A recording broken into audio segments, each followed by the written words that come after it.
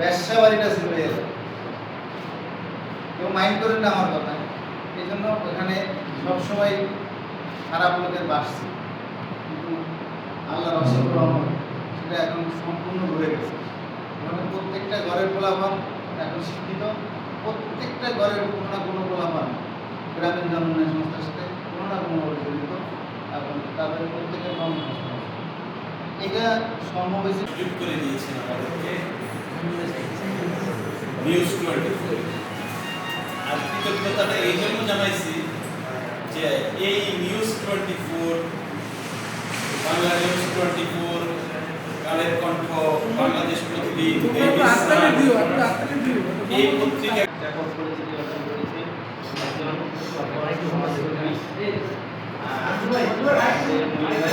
আমরা আমাদের আজকের অনুষ্ঠানে তার মতো গুণজনকে আমরা ধন্য আমাদের